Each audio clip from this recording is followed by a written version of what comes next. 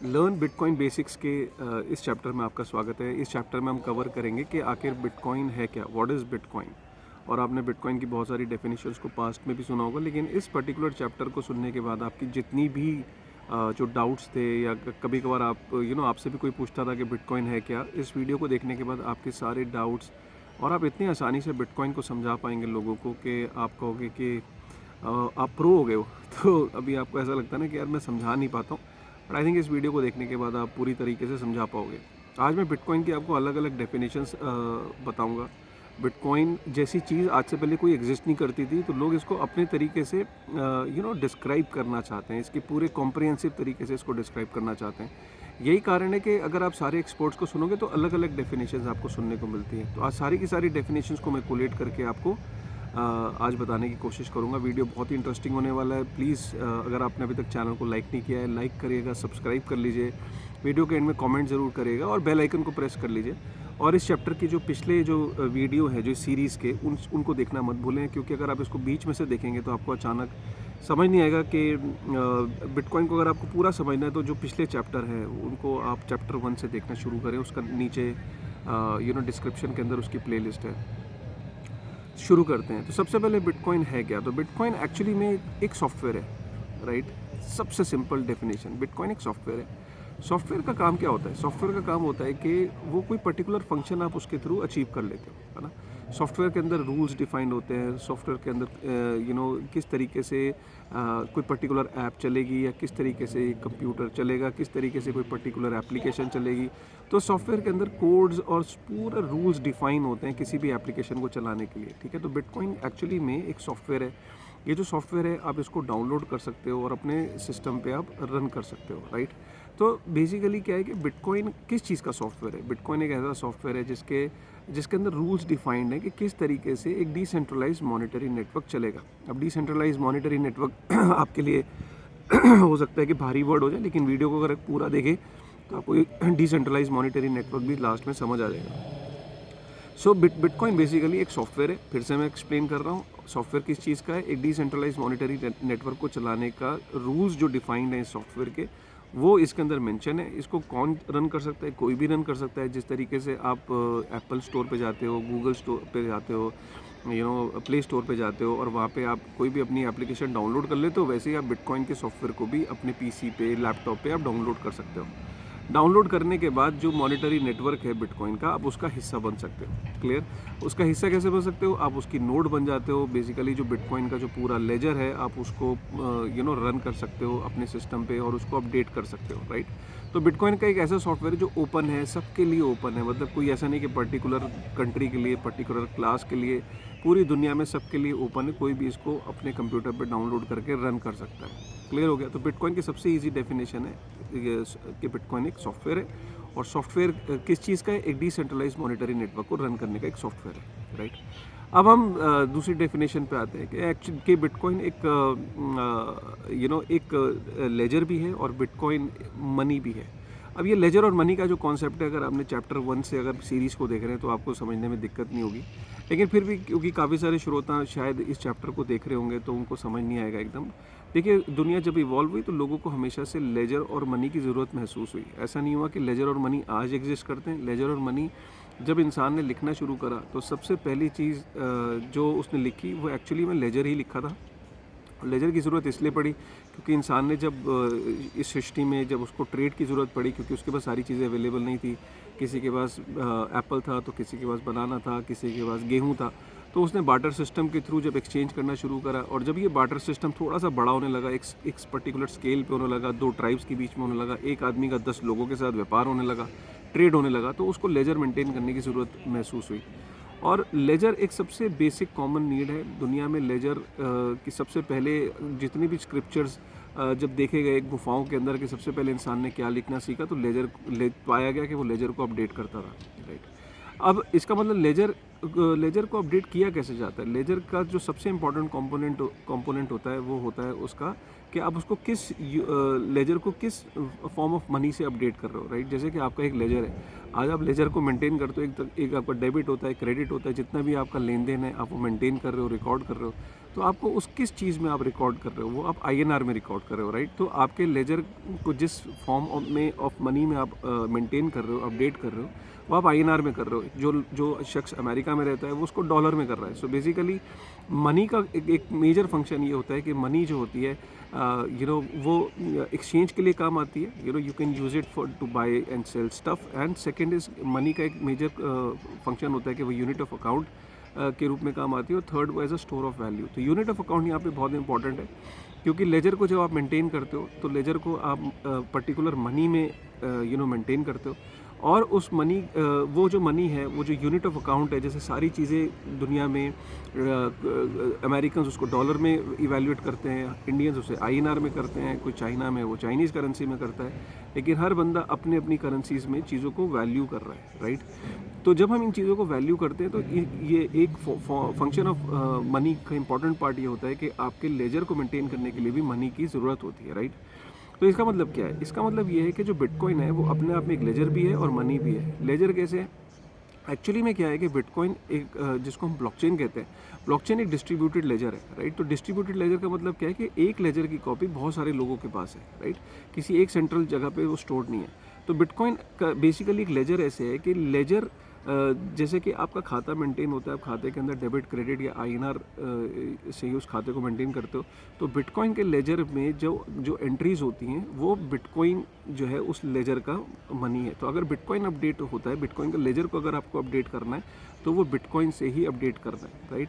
तो basically bitcoin है क्या? बिटकॉइन ये है कि अगर आपके पास बिटकॉइन है तो बिटकॉइन का जो लेजर है उस लेजर के अंदर आपके नाम की एंट्री है, राइट। तो अगर आपके पास 0.20 बिटकॉइन है तो उस लेजर के अंदर जो बिटकॉइन का लेजर है, जो बिटकॉइन का डेटाबेस है, उसके अंदर आपके नाम पे एंट्री हुई है, तो वो बिटकॉइन है। बिटकॉइन कोई सिक्के का नाम नहीं है। बिटकॉइन को आप टेंजिबल फॉर्म में फील नहीं कर सकते या पकड़ नहीं सकते या कोई करेंसी नोट नहीं है।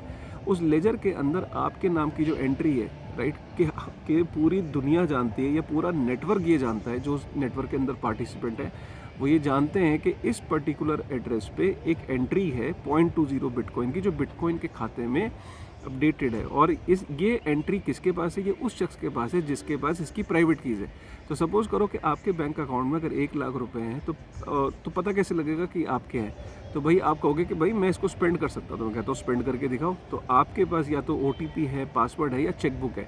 जब आप चेकबुक को साइन करते हो और मैं जब चेक बैंक पे लेके जाता हूँ तो वो चेक को मैच करता, कहता है हाँ ये साइन उसी के हैं, तो वो आपके खाते से पैसे निकल जाते हैं। सिमिलरली जो बिटकॉइन है वो आपके नाम की एक एंट्री है बिटकॉइन के लेजर के अंदर, जिसको स्पेंड आप ही कर सकते हो। कैसे स्पेंड कर सकते हो? क्योंकि उसकी जो प्राइवेट कीज़ है वो आपके पास है। तो प्राइवेट कीज़ जिसके पास होंगी वही उसका मालिक है, वही उसे स्पेंड कर सकता है, राइट। तो ये क्लियर हो गया। ये बहुत सबसे इंपॉर्टेंट जो इस पूरी डेफिनेशन का सबसे इंपॉर्टेंट पार्ट था कि लोग ये समझ नहीं पाते कि बिटकॉइन एक्चुअली में है क्या। बिटकॉइन किसी सिक्के या फिजिकल करेंसी का नाम नहीं है। बिटकॉइन लेजर के अंदर जो एंट्री है आपके नाम पे चढ़ा हुआ है, आपके नाम पे चढ़ा हुआ है, और उसे जितने भी नेटवर्क के अंदर पार्टिसिपेंट्स हैं वही एक्नॉलेज करते हैं कि आपकी इस पर्टिकुलर एड्रेस पे भैया इस खाते पे ये 0.20 बिटकॉइन पड़े, और ये खाता उसी का है जिसके पास उसकी प्राइवेट कीज़ है। क्योंकि नाम तो होता नहीं है, वो ये तो जानते नहीं कि अजय के पास है, विजय के पास है। वो तो सॉफ्टवेयर है, वो तो उस लेजर के अंदर ऑब्वियसली वही उस बिटकॉइन को स्पेंड कर पाएगा जिसके पास उसकी प्राइवेट कीज़ होगी, राइट। तो ये सबसे इंपॉर्टेंट पार्ट था बिटकॉइन को। आई एम श्योर कि आप यहाँ तक समझ गए होंगे कि बिटकॉइन एक लेजर भी है, और बिटकॉइन उस लेजर के अंदर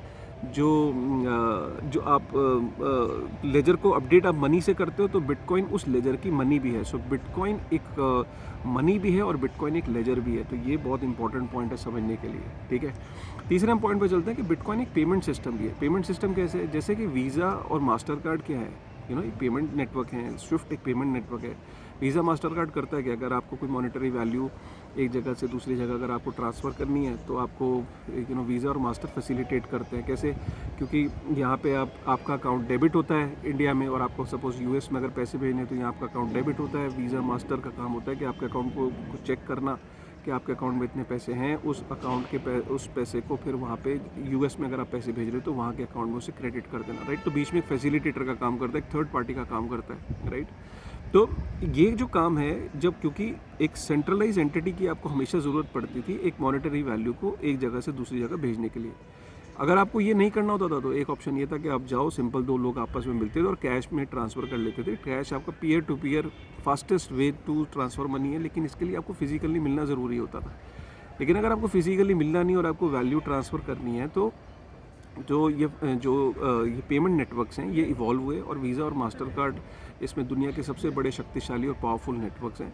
तो लेकिन हमेशा ये सेंट्रलाइज होने के कारण, क्योंकि एक सेंट्रलाइज डेटाबेस है और जहाँ पे भी सेंट्रलाइज डेटाबेस की बात होगी तो वो प्रोन टू हैकिंग, मैनिपुलेशन, ये सारे उसके अंदर इश्यूज़ होते हैं, राइट। तो इसीलिए दुनिया का पहला जो इनोवेशन है ना, लोग कहते हैं कि बिटकॉइन एक्चुअली है क्या। बिटकॉइन पहला एक डिसेंट्रलाइज पेमेंट नेटवर्क भी है। डिसेंट्रलाइज पेमेंट नेटवर्क या मॉनेटरी नेटवर्क का मतलब ये है कि पहली बार आपको एक सेंट्रल एंटिटी की ज़रूरत नहीं है मॉनेटरी नेटवर्क को ट्रांसफ़र करने की। ये सबसे बड़ी इनोवेशन है। 2008 से पहले आज तक ये पॉसिबल नहीं था कि आप एक मॉनेटरी वैल्यू को ट्रांसफ़र कर सको without having an intermediary in between. ये पहली बार पॉसिबल हो पाया था और ये सतोशी नाकामोतो की जो वाइट पेपर था 2008 में आया, ये बिटकॉइन इन्वेंशन है। जैसे हम कहते हैं ना, बिजली एक इन्वेंशन है, जैसे हम कहते हैं कि एरोप्लेन एक बहुत बड़ा इन्वेंशन है, जैसे हम कहते हैं कि स्टील एक बहुत बड़ा इन्वेंशन है, क्योंकि स्टील बना तो ब्रिजेस बनी, ऊंची ऊंची बिल्डिंगें बनी।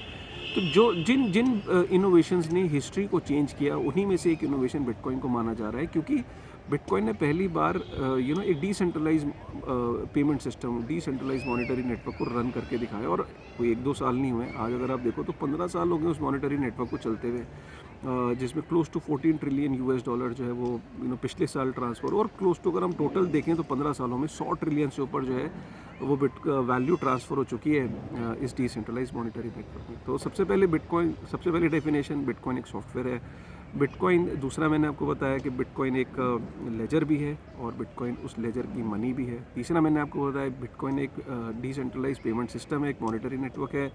और चौथा मैं आपको बताऊं तो बिटकॉइन को हम एसेट के रूप में देखते हैं, तो बिटकॉइन एक डिजिटल कमोडिटी भी है। बिटकॉइन एक डिजिटल कमोडिटी कैसे है, आप इसको इस तरीके से समझिए कि जब होता क्या है कि कमोडिटीज़ होती क्या है, कमोडिटी हर वो चीज़ होती है जिसका कोई इशूअर नहीं होता और जो रोज़मर्रा के इस्तेमाल में काम आती है। तो बेसिकली अगर आप देखो तो ज़्यादातर चीज़ें जो रोज़मर्रा के इस्तेमाल में काम आती हैं, वो जैसे कि आपका ऑयल है, कैरोसिन ऑयल है, गोल्ड है, सिल्वर है, मेटल्स हैं, राइट, आपके खाने पीने के पदार्थ हैं। तो ये जो कमोडिटीज़ होती हैं इनका कोई इशूअर नहीं होता। तो जनरली ये नेचुरल रिसोर्सेज होते हैं। नेचुरल रिसोर्सेज का क्रिएटर कौन है, कोई इंसान तो है नहीं। नेचुरल रिसोर्सेज का जो क्रिएटर है वो नेचर है, और तो ये जो इसका कोई जब इशूअर नहीं होता तो ये कमोडिटी की श्रेणी में आते हैं, और जब किसी को इनका इशूअर नहीं होता तो ये किसी पर डिपेंडेंट नहीं है, राइट।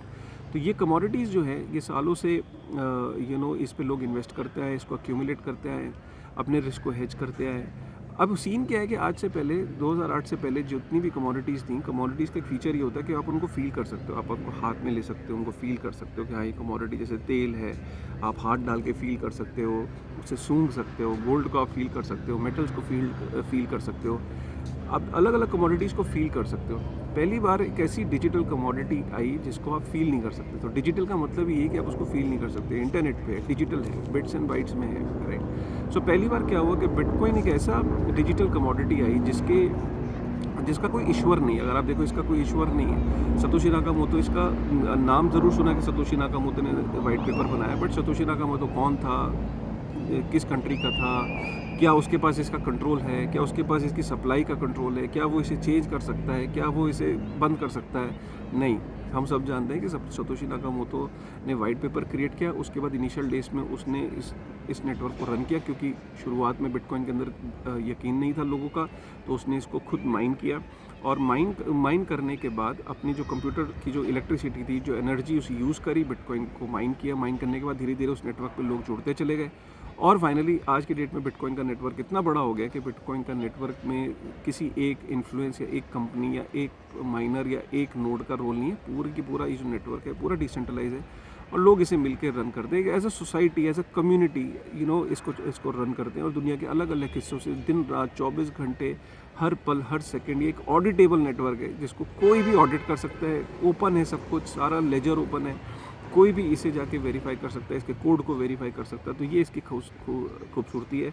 और कोई भी अगर इसके अंदर चेंजेस करने होते हैं तो वो एक कंसेंसस, एक डेमोक्रेटिक तरीके से इसके अंदर चेंजेस होते हैं। लेकिन क्योंकि बिटकॉइन का नेटवर्क इतना बड़ा है और इतना ज़्यादा डिसेंट्रलाइज है कि इसके अंदर चेंजेस एक रात के अंदर या कुछ महीनों या साल में नहीं होते, कई सालों में कोई अगर बड़ा चेंज करना होता है तो जाके होता है। बट यही बिटकॉइन की नेटवर्क की खासियत है। तो इसका मतलब क्या है कि जब कोई इशूअर नहीं है, कोई इसके अंदर चेंज नहीं कर सकता, कोई इसकी एक सेंट्रल एंटिटी नहीं है, तो ये पहली बार एक डिजिटल कमोडिटी के फॉर्म में इस्टेब्लिश हो गई है जिसके अंदर लोग इन्वेस्ट कर रहे हैं।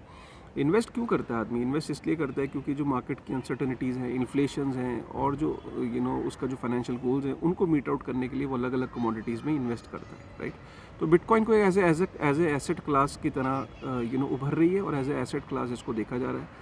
हमने देखा कि स्टॉक्स के अंदर, सिक्योरिटीज़ के अंदर प्रॉब्लम क्या होती है कि जो म्यूचुअल फंड्स हो गए, स्टॉक्स हो गए, हर एक के बस की नहीं होती, हर एक को नहीं पता होता, इन्फॉर्म नहीं होता मार्केट साइकिल्स का, मार्केट के अंदर कितना इन्वेस्ट करना चाहिए, कैसे करना चाहिए, इसकी नॉलेज हर एक को नहीं होती। इसीलिए लोग क्या करते हैं, क्योंकि वहाँ पे एक सिंगल एंटिटी होती है, उसके फाउंडर के बेस पे वो कंपनी का फ्यूचर डिसाइड होता है। तो इतनी बड़े रिस्क को ना लेते हुए लोग अपने कमोडिटीज़ के अंदर ज़्यादा सेफ तरीके से फील करते हैं। तो पहली बार अब क्या है कि डिजिटल वर्ल्ड में डिजिटल तरीके से डिजिटल कमोडिटी के अंदर लोग इन्वेस्ट कर रहे हो जिसका नाम है बिटकॉइन। सो ये एक बहुत इंपॉर्टेंट है। तो आपको यहाँ पे आज मैंने 3-4 डेफिनेशंस बताई। आगे आगे जैसे हम और डेप्थ में चैप्टर्स को कवर करेंगे ना, तो हम बिटकॉइन को समझने की कोशिश करेंगे कि बिटकॉइन रन कैसे होता है, माइनिंग कैसे होती है, बिटकॉइन के नोड्स कैसे ऑपरेट करती हैं, बिटकॉइन के अंदर चेंजेस कैसे होते हैं, बिटकॉइन के अंदर कोड कैसे अपडेट होता है, कौन इसे मैनेज करता है, क्योंकि डिसेंट्रलाइज है तो यहाँ पे कोडर्स को कौन देता है, यहाँ किसी को सैलरी मिलती है नहीं मिलती, बहुत सारी चीज़ों को कवर करेंगे। एनर्जी का क्या रोल है, तो इन सारी चीज़ों को कवर करेंगे। पिछले चैप्टर्स को देखना मत भूलिएगा। उम्मीद करता हूँ आपको ये वाला चैप्टर भी बहुत पसंद आया होगा। आज आपको ये चीज़ें क्लियर हो गई होंगी कि एक्चुअल में बिटकॉइन है क्या, राइट, और आगे इस प्रूफ ऑफ वर्क कैसे काम करता है, माइनिंग कैसे होती है, ये सारी चीज़ों को डिटेल में कवर करने के लिए आपको अगले चैप्टर्स को देखना पड़ेगा। टॉपिक बाय टॉपिक आइडिया ये है कि हम 50 वीडियो के करीब आसपास इसको बनाएंगे और उम्मीद करता हूँ कि आगे भी आपको वीडियो जो है वो पसंद आएगा। अगर ये वाला पसंद आया तो प्लीज़ कमेंट करिएगा। आज आपको बिटकॉइन के बारे में काफ़ी समझ आया होगा। पिछले चैप्टर्स को ज़रूर देखिएगा और ज़्यादा समझ में आएगा, तभी आपको पता लगेगा अच्छा वाई बिटकॉइन, ओके बिटकॉइन ये है। पिछले चैप्टर्स को देखना मत भूलिएगा, ठीक है। उम्मीद करता हूँ कि फिर से नए चैप्टर में मिलते हैं आपके साथ। तब तक के लिए थैंक यू। और प्लीज़ कमेंट करे बगैर मत जाइएगा यार। Thank you very much.